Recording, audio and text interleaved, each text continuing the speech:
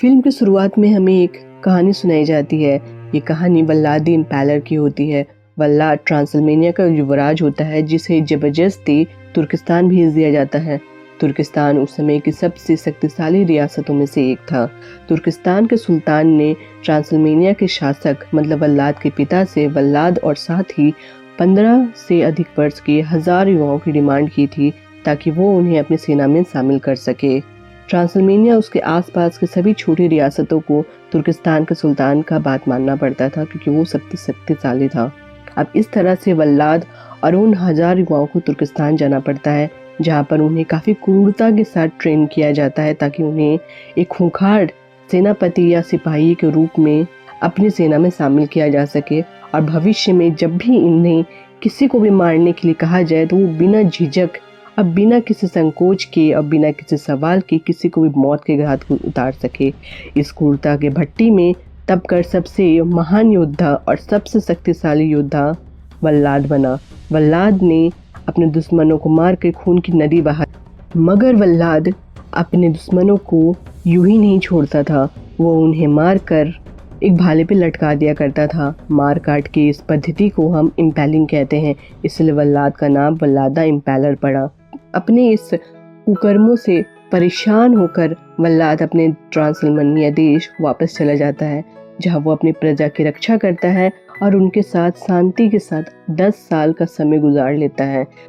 10 साल बाद वल्लाद और उनके सिपाहियों को अचानक से ही तुर्किस्तान के एक सिपाही का हेलमेट मिलता है जिसे वो देख के दंग रह जाते हैं। अब वल्लाद समझ जाता है कि जरूर सुल्तान के मन में कोई खिचड़ी पक रही है और वो जानता था कि तुर्किस्तान से आए सिपाही यूं अकेले तो नहीं आएंगे, वो जरूर टुकड़ियों में आते हैं। और तभी वो अपने सेनापति से उसी के किले की सुरक्षा को बढ़ाने के लिए कह देता है और अपने सिपाहियों के साथ उस हेलमेट की खोजबीन करने लगता है कि वो कहाँ से आई है। तभी वल्लाद का एक सिपाही बताता है कि ये ब्रोकन टूथ नामक पर्वत से नदी में बहते हुए आई है और तभी वल्लाद उन टुकड़ियों के बाकी सिपाहियों की खोजबीन करते हुए उस माउंटेन की ओर चला जाता है। वल्लाद और उनके साथ 2 सिपाही उस ब्रोकन टूथ पर्वत की ओर चल जाते हैं जहां वो एक गुफा को पाते हैं और तभी वल्लाद समझ जाता है कि जरूर उस गुफा के अंदर उन सिपाहियों ने अपना डेरा डाल रखा होगा। उन सिपाहियों को मारने के लिए वो तीनों उस गुफा के अंदर जाते हैं मगर उन्हें वहाँ कोई सिपाही तो नहीं मिलता मगर इंसानों कंकाल की बहुत सारी हड्डियाँ मिलती है जिससे वो देखकर हैरान रह जाते हैं। तभी वो ये पाते एक अनजाना शख्स उस गुफा के अंदर उनके ऊपर कड़ी नज़र रख रखा है और वो अचानक से ही वल्लाद के सिपाहियों के ऊपर हमला कर देता है। तभी वल्लाद के जो सिपाही थे वो तो मर जाते हैं मगर वल्लाद उस अनजाने शख्स से बहुत मुकाबला करने लगता है मगर उसे जीत नहीं पाता है। वो अनजाना शख्स वल्लाद को मारने ही जाता है। तभी वल्लाद ये पाता है कि सूरज की रोशनी से डर के वो अनजाना शख्स वापस से गुफा की ओर जा रहा है और साथ ही उसके तलवार पे लगे उस अनजाने शख्स का खून भी धूप की रोशनी में नष्ट हो जाता है। तभी वल्लाद ये तो समझ जाता है कि ये कोई मामूली इंसान तो नहीं है और वो अपने घोड़े पे सवार होकर अपने किले की ओर जाता है और धर्मगुरु से मिलता है। धर्मगुरु को उसने अपनी सारी घटनाएं बता देती है। धर्मगुरु अपने पुराने ग्रंथों में छानबीन करने लगता है और काफ़ी माथापच्ची करने के बाद उसे ये मिलता है कि वो कोई और आम इंसान नहीं है, वो पुराने रोम का एक क्रूर शासक है जिसने अपने आप को शक्तिशाली बनाने के लिए शैतान का आह्वान किया था। शैतान ने अपनी काली शक्तियाँ तो उस रोम के शासक को दे दी मगर उसे फंसा के उसे गुफा में कैद कर दिया और उससे ये भी कहा कि यदि अगर तुम अपनी सारी शक्तियाँ भविष्य में जाके किसी ऐसे शख्स को दे देते हो जो इसके काबिल हो तो तुम इस गुफा से आज़ाद हो सकते हो।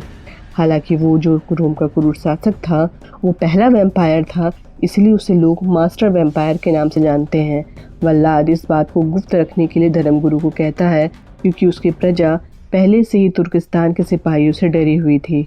मूवी के अगले सीन में हमें वल्लाद ईस्टर सेलिब्रेट करते हुए नजर आता है जहाँ पे वो प्रजा के साथ काफ़ी खुश रहता है और तभी वो वहाँ पर सुल्तान का एक सेनापति आ जाता है। वल्लाद उन सेनापति को चांदी से सिक्कों से भरा एक बक्सा हर साल दिया करता था और उसे देकर उसे विदा करने लगता है मगर तुर्किस्तान का वो सेनापति ये कहता है कि इस बार सुल्तान को सिर्फ आपकी ये सिक्के से भरे बक्से नहीं बल्कि आपके देश के फिर से 1000 युवाओं की चाह है और आप उन्हें मेरे साथ भेज दीजिए। मगर वल्लाद इस चीज़ के लिए मना कर देता है। वल्लाद के जो सलाहकार हैं उन्हें समझाते हैं कि हम तुर्किस्तान से मुकाबला नहीं कर सकते हैं, इसलिए उन्हें उनका कहना मानना पड़ेगा। मूवी की अगली सीन में वल्लाद और मरीना के बीच की बातचीत दिखाई जाती है, जहां मरीना वल्लाद की वाइफ होती है। मरीना वल्लाद से कहती है कि जब तुम तुर्किस्तान की सेना में शामिल थे तब तुम और सुल्तान काफ़ी अच्छे दोस्त भी थे। तुम चाहो तो अपनी दोस्ती का वास्ता देकर सुल्तान से इस बारे में बात कर सकते हो और उससे कह सकते हो कि तुम उन 1000 युवाओं को उनके साथ नहीं भेजना चाहते हो, उनके देश नहीं भेजना चाहते हो। वल्लाद बिना देरी किए अगले ही दिन सुल्तान से मिलने जाता है और उनसे ये कहता है कि आप मेरे 1000 युवाओं को छोड़ दो, मैं वापस से आपकी सेना में शामिल हो जाऊंगा। मगर सुल्तान वल्लाद के इस बात को इनकार कर देता है। वो कहता है कि अब तुम्हें सिर्फ 1000 युवाओं को नहीं बल्कि अपने बेटे इंग्रज को भी हमारे यहाँ तुर्किस्तान भेजना होगा। इस तरह से वल्लाद हताश होकर वापस अपने देश ट्रांसल्वेनिया चला जाता है। तभी वो पाता है कि तुर्किस्तान का सेनापति उसके बेटे को लेने आ जाता है। तभी मरीना अपने बेटों को जाने से रोकने लगती है और बहुत ज़्यादा रोने लगती है। वल्लाद उसके रोने से उसका दिल पिघल जाता है और कहता है कि तुम मुझ पर भरोसा रखो, मैं हमारे बेटे को कहीं नहीं जाने दूंगा। और वो अपने बेटे का हाथ पकड़ के तुर्किस्तान के सेनापति के पास जाने लगता है और उसके हवाले ना करके वो कहता है कि तुम अपने माँ के पास दौड़ के चले जाओ। और तभी सेनापति को कुछ समझ आए, वल्लाद सीधे उसके मयान से तलवार निकालकर सेनापति सहित सभी सिपाहियों को मौत के घाट उतार देता है। तभी वल्लाद के जो सलाहकार होते हैं अब भविष्य में होने वाले तुर्किस्तान और ट्रांसल्वेनिया के युद्ध के बारे में कहने लगता है कि अब ये जो अटल युद्ध होने वाला है इसमें हमारी हार तय है, क्योंकि तुर्किस्तान बहुत ही शक्तिशाली है और हम उससे मुकाबला नहीं कर सकते हैं। तभी वल्लाद उन सभी को किले की ओर जाने के लिए कहता है और खुद घोड़े पर सवार होकर ब्रोकन टूथ पर्वत की ओर जाने लगता है। वो सोचता है कि अब उसके पास उस वैम्पायर से मदद लेने के अलावा और कोई रास्ता नहीं है, क्योंकि वो जानता था कि अब उसका आखिरी रास्ता सिर्फ वो वैम्पायर ही है जो उसकी मदद कर सकता है। वो उससे मदद मांगने के लिए गुफा के अंदर जाता है। वो वैम्पायर वल्लाद को दोबारा उस गुफा में देखकर हैरान हो जाता है, मगर वो वैम्पायर वल्लाद की ओर उसकी दिलचस्पी बढ़ने लगती है और वो उसे सूंघने लगता है और उसके अतीत का सारा चिट्ठा उसके सामने खोल देता है। वैम्पायर उसके वहाँ आने की वजह पूछता है तो वल्लाद बताता है कि हमारे ऊपर बहुत बड़ी विपदा आने वाली है, हमें तुर्किस्तान से बचने के लिए तुम्हारे शक्तियों की मदद चाहिए ताकि हम उससे मुकाबला कर सके। मगर उसी वक्त मास्टर वैम्पायर कुछ सोचता है और कुछ सोचने के बाद अपना खून वल्लाद को पीने के लिए देता है और कहता है कि तुम मेरे इस खून को पी लो, जिसे पीने के बाद तुम्हारे अंदर पिछले अगले 3 दिन के लिए एक असीम शक्ति वैम्पायर की मिल जाएगी। मगर इस दौरान तुम्हें इंसानी खून को पीने की इच्छा बहुत ज़्यादा तीव्र हो जाएगी।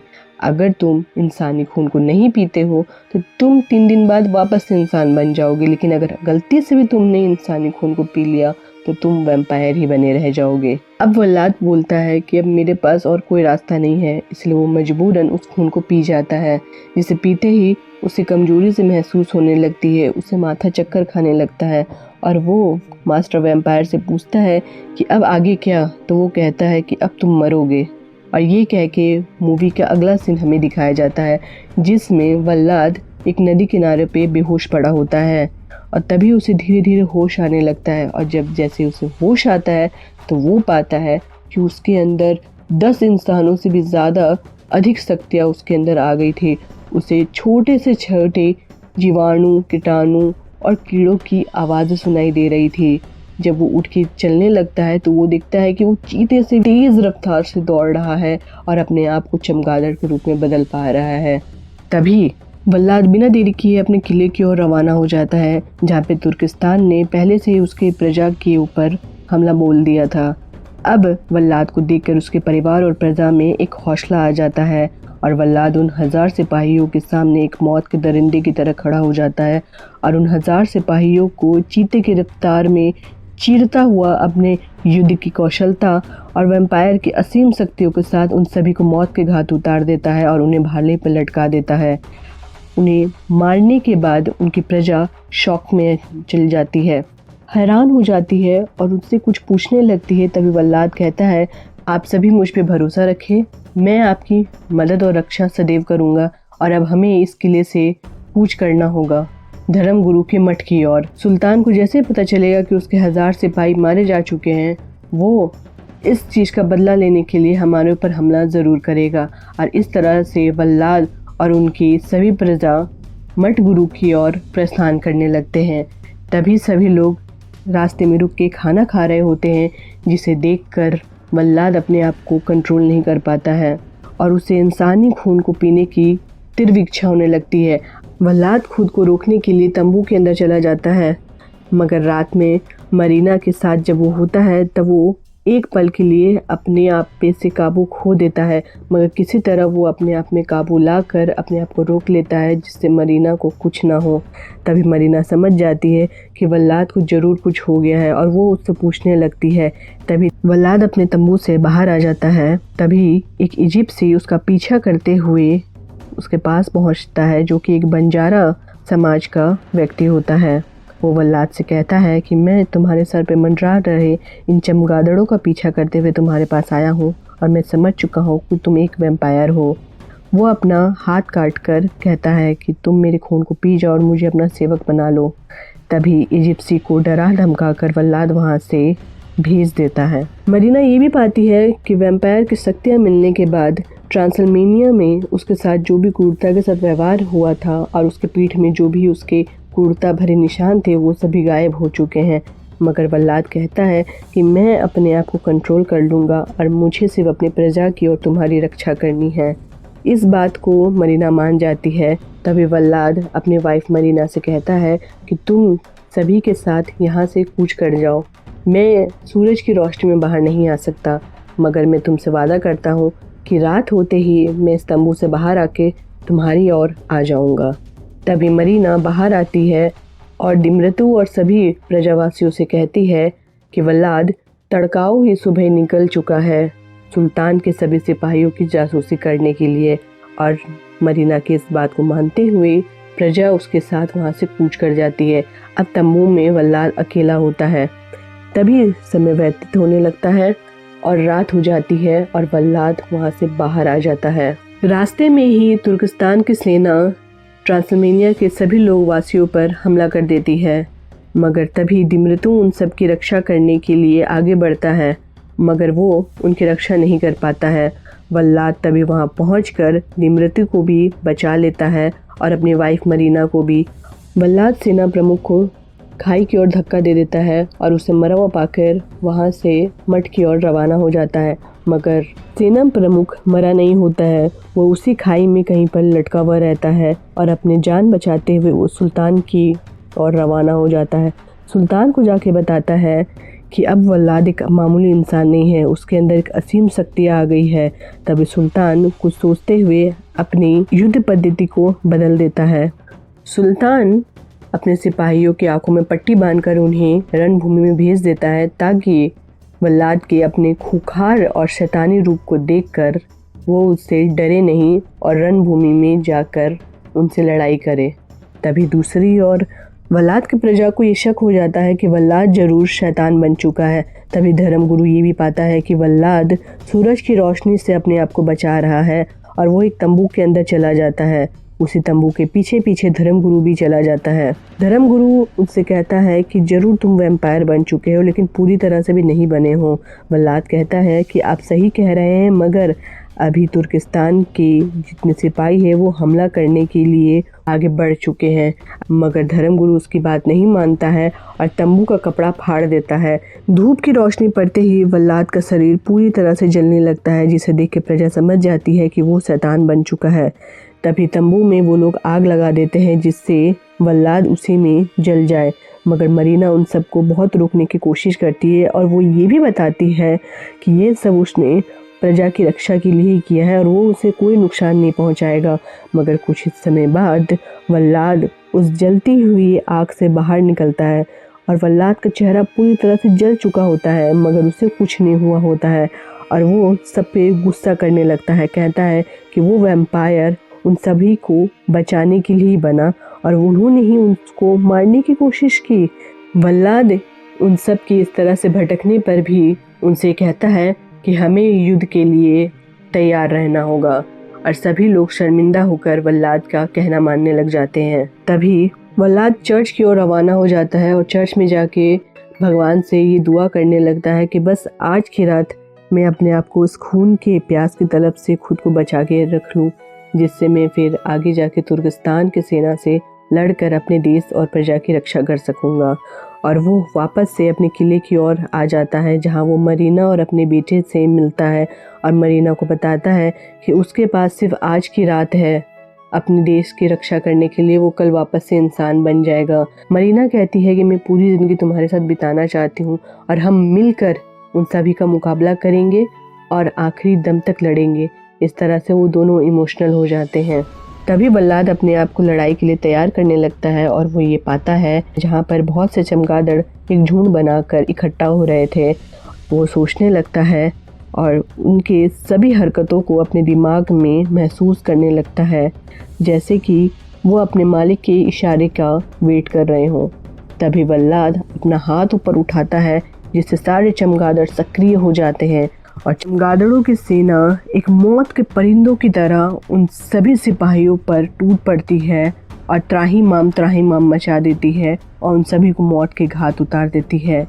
और वो वल्लाद वहाँ पर दूर खड़ा ये पाता है कि उन सभी को जो है गाइड कर रहा था सुल्तान, और वो सुल्तान की ओर बढ़ने लगता है और चाह रहा था कि उसे ख़त्म करके वो इस युद्ध का आगाज़ कर दे कि वो जीत चुका है। मगर तभी वो पाता है कि सुल्तान के कपड़ों में कोई और ही वहाँ पर खड़ा है। सुल्तान दूर खड़ा होकर इन सभी युद्ध के पद्धति को देख रहा था और वल्लाद को भी उसने अपनी योजना के अनुसार सेना प्रमुख और अपने कुछ सिपाहियों को किले के उस हिस्से में भेज दिया था जहाँ पे मरीना और इंग्रेज थे। वो मरीना को मौत के घाट उतारने के लिए उसे किले से धक्का दे देते हैं और इंग्रेज को अपने साथ ले जाते हैं। वल्लाद मरीना को गिरते हुए देखकर उसे बचाने की पूरी कोशिश करता है, अपनी पूरी ताकत लगा देता है, मगर वो मरीना को बचा नहीं पाता है। अब इस तरह से युद्ध ख़त्म होने लगता है, जहाँ पे वल्लाद को लोग हारते हुए देखते हैं। मरीना कहती है कि तुम मेरा खून पी जाओ, अभी सूरज उगने में थोड़ा सा समय वक्त है और वैम्पायर बन के हमारे बेटे को बचा लो। अपने मन में पत्थर रखकर वल्लाद मरीना के खून को पी जाता है और बन जाता है ड्रैकुला द वैम्पायर, जो कि सबसे शक्तिशाली होता है। तभी वो मठ में बचे जितने भी लोग होते हैं उन सभी को अपना खून पिलाकर सभी को वैम्पायर बना देता है और अब वो सुल्तान की ओर आगे बढ़ता है। वल्लाद अपनी वाइफ मरीना को अंतिम संस्कार कर अपने वैम्पायर साथियों के साथ तुर्किस्तान की ओर हमला बोल देता है और अपनी शक्तियों से सूरज को बादलों से ढक देता है। सभी वैम्पायर सुल्तान के सभी सिपाहियों को मारने लग जाते हैं। सेना प्रमुख को मारकर वल्लाद अपनी वाइफ मरीना की मौत का बदला ले लेता है और अपने बेटे इंग्रेज को खोजने लगता है। अपने बेटे इंग्रेज को खोजते हुए एक तंबू की ओर जाता है, जहाँ सुल्तान पहले से ही उसे कमज़ोर करने के लिए चारों ओर चांदी के सिक्के बिछा के रखे थे और उसी तंबू में उसका बेटा सामने बैठा हुआ मिलता है। चांदी के सिक्कों से कमज़ोर होने के बावजूद वल्लाद सुल्तान से एक युद्ध लड़ने लगता है, मगर चांदी के सिक्के की वजह से जो कमज़ोर हो जाता है, वल्लाद के ऊपर सुल्तान हावी होने लगता है और एक लकड़ी का टुकड़ा ले लेता है और जैसे ही वल्लाद के सीने पे घोंपने लगता है, वल्लाद अपनी पूरी ताकत लगाकर वहाँ से गायब हो जाता है और वही लकड़ी का टुकड़ा सुल्तान के सीने में घोंप कर उसे मार डालता है और उसका खून पीकर उसे वहाँ पे जिंदा लाश की तरफ फेंक देता है। और वल्लाद अपने बेटे इंग्रेज को लेकर बाहर निकल जाता है और ये पाता है कि उसके सारे वैम्पायर साथी सभी तुर्किस्तान के सिपाहियों को मार डाल चुके होते हैं और अपने खून की प्यास उन सब के खून को पीकर वो बुझा रहे होते हैं। तभी एक वैम्पायर उससे कहता है कि तुम अपने बेटे इंग्रेज को भी मारकर सारी इंसानी रिश्तों से मुक्त हो जाओ, मगर वो ऐसा नहीं करता है। वल्लाद कहता है कि मैं ऐसा नहीं करूँगा और तभी एक वैम्पायर उसके बेटे इंग्रेज की ओर बढ़ने लगता है, मगर वल्लाद उसे क्रूरता के साथ मार के भाले के ऊपर लटका देता है। तभी सभी वैम्पायर्स उसके बेटे इंग्रेस को मारने के लिए आगे बढ़ने लगते हैं। वल्लाद उसको बचाने की कोशिश करने लगता है, लेकिन तभी धर्मगुरु आकर उन सभी वैम्पायर को रोकने लगता है। धर्मगुरु के हाथ में होली क्राइसिस होता है, जिसके वजह से वैम्पायर्स उसके सामने नहीं आ पा रहे होते हैं और तभी वो इंग्रेस को उसके साथ चलने के लिए कहता है। इंग्रेस अपने पिता वल्लाद को वहाँ से छोड़ के नहीं जाना चाहता है, मगर वो अपने बेटे को काफ़ी समझाता है और उसे धर्मगुरु के साथ भेज देता है। धर्मगुरु के जाते ही वल्लाद बादलों को हटा देता है और सूरज की रोशनी से सभी वैम्पायर साथी मरने लगते हैं, जलने लगते हैं और वो राख होकर मिट्टी में मिल जाते हैं। वहीं वल्लाद का भी शरीर जलने लगता है और वो एक बेजान लाश की तरह वहीं पर मर जाता है। दूसरी ओर ट्रांसल्मेनिया को सुल्तान अब वल्लाद का बेटा इंग्रेस को बना दिया जाता है, मगर कहानी यही ख़त्म नहीं होती है। जो इजिप्सी मूवी के बीच में दिखाया जाता है, वही इजिप्सी वापस से अपने खून को वल्लाद के मुंह में डाल देता है, जिससे वल्लाद वापस से ज़िंदा हो जाता है। अब कहानी और सदी आगे बढ़ जाती है और प्रेजेंट में वल्लाद एक मार्केट में घूमता हुआ एक लड़की को दिखता है, जो कि उसे बिल्कुल उसकी वाइफ मरीना की हूबहू शक्ल जैसी लगती है। वो उससे बात करके उससे दोस्ती करने की कोशिश करता है और उसका नाम पूछता है, तो वो अपना नाम मीना बताती है। वहीं दूर खड़ा एक अनजान शख्स उसको देख रहा होता है और हंस रहा होता है, और वो कोई और नहीं बल्कि मास्टर वैम्पायर होता है।